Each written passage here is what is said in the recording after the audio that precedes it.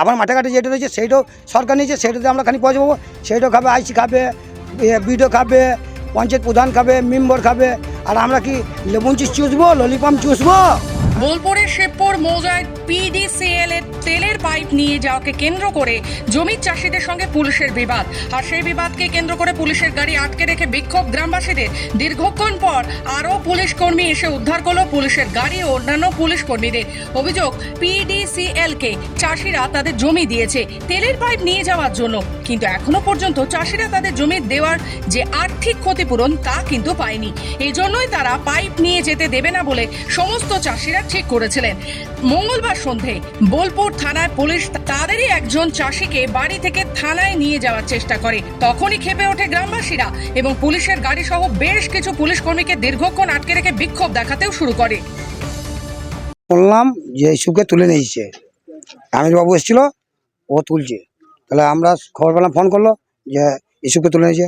মানে ইস্যুকে তো জমি একা নয়, আঞ্চল লাইনে জমি গিয়েছে 95 ফুট ওরা নিয়েছে, 95 ফুট আঞ্চল লাইন নিয়েছে। সে তো একটা কন্ট্রাক্টারকে কন্ট্রাক্ট দিয়েছে, সেই কন্ট্রাক্টার এখন প্রধানকে, বিডিওকে, আইসিকে ঘুষ দিয়ে বিকল্প একটা রাস্তা বার করছে। সে বিকল্প রাস্তাতে গাড়ি যাবে, সেই দিকে জমি, যাদের জমি অধিগ্রহণ করে নয়, ফাঁকা জমি, সেই জমিটাতে কোনো ক্ষয়ক্ষতি নাই, জমির মূল্য যেরকম সেরকম থাকবে, খালি গাড়ি টায়ার করে যাবে। তার জন্য তাদেরকে পয়সা দিয়ে 5,000 7,000 করে দিয়ে এড়িয়ে যাবে।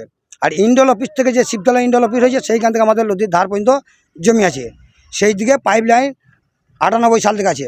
আমার জমি গর্ত করে গেছে 98 সাল থেকে।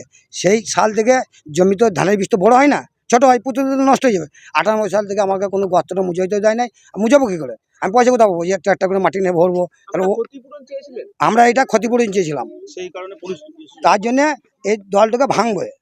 আমরা যখন সংগঠন করছি যে কাজ বন্ধ করবো, আজকে গিয়েছিল কাজ বন্ধ করতে, তার জন্য পুলিশকে দিয়ে, পুলিশ 3টে এসে ইস্যুকে তুলে নিয়েছিল।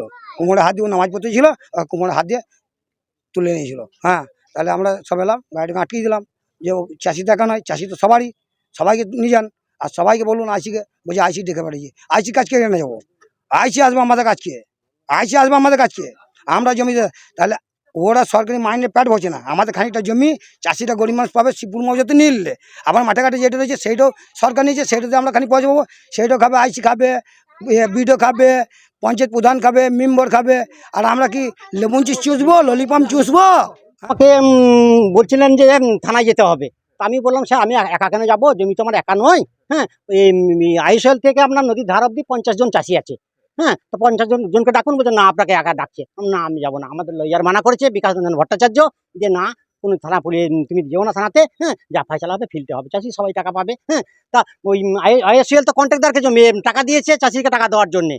হ্যাঁ, সেখানে মিডিলে ওই আইসি, ওই যে আপনার থানায় আপনার পঞ্চায়েতের মেম্বার প্রধান, হ্যাঁ, এরা সব টাকা খেয়ে নিচ্ছে, আমাদের ওই বিডিও টাকা খেয়ে নিচ্ছে, আমাদের পেটে লাথি মারছে। সূত্রপাত কোথা থেকে, কি হয়েছিল?